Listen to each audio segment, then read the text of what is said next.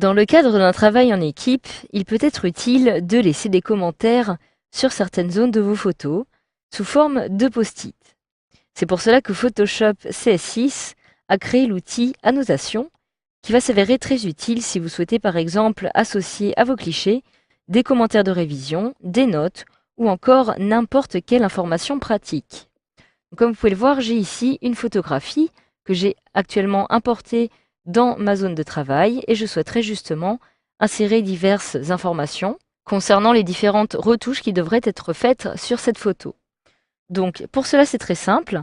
Lorsque vous avez votre image ouverte, pour accéder à l'outil d'annotation, il vous suffit de vous rendre dans la palette de gauche et ici, vous pouvez retrouver maintenant directement la petite icône de l'outil d'annotation.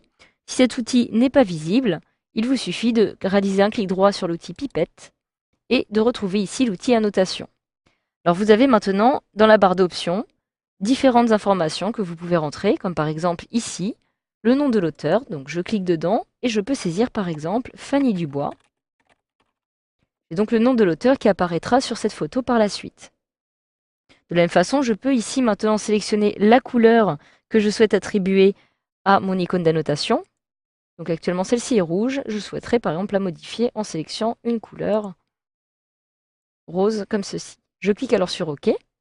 Et si je souhaite maintenant réaliser une annotation, il me suffit de cliquer par exemple sur cette zone-ci. Admettons que je souhaite supprimer l'herbe qui apparaît ici. Je peux alors réaliser un clic ici. J'ai ma petite icône qui apparaît de couleur rose. Je peux saisir mon annotation directement ici. Par exemple, supprimer l'herbe au premier plan. Voilà, j'ai donc ma première annotation qui a été saisie. Je peux décider maintenant d'en saisir une autre en cliquant ici. Puis, mettre la maison un peu plus en valeur. Je peux cliquer dans le fond. Admettons que je souhaite maintenant que cette photo dispose d'une profondeur de champ.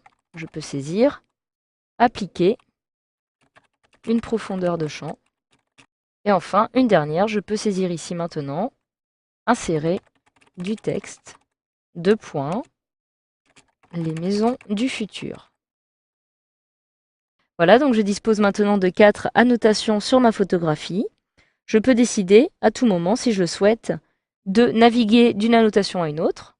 À l'aide des petites flèches, je me trouve actuellement sur la 4e annotation, donc 4 sur 4. Je peux naviguer vers l'annotation précédente en cliquant ici. Donc j'accède automatiquement à celle-ci.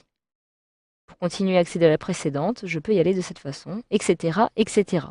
Je peux aussi tout simplement cliquer sur une annotation pour la retrouver. Je peux de la même façon cliquer et en maintenant mon clic enfoncé, déplacer l'annotation à un autre endroit de mon image. Je peux aussi à tout moment décider de modifier la couleur pour créer une nouvelle annotation. Alors maintenant, si je souhaite fermer cette annotation, il me suffit tout simplement de cliquer ici pour la réduire. Je retrouve ici à tout moment le panneau des annotations. Je peux aussi décider de réaliser un clic droit sur l'annotation en question, ouvrir l'annotation pour l'afficher, un autre clic droit, fermer l'annotation, etc., etc.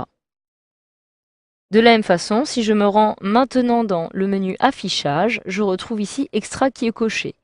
Extra, et c'est justement ce qui va me permettre d'afficher ou de masquer les grilles, les repères, les contours de sélection, les tracés de destination et les tranches, mais aussi justement les annotations. Donc si je décoche Extra, j'ai toutes les annotations qui disparaissent. Je les affiche à nouveau en cliquant sur Extra, et je peux maintenant, si je le souhaite, décider de les supprimer.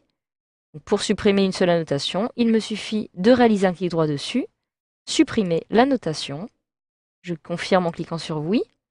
Et si je souhaite maintenant supprimer toutes les annotations sur ma photographie, je peux cliquer sur tout effacer. Il m'est alors demandé ici si je souhaite supprimer toutes les annotations.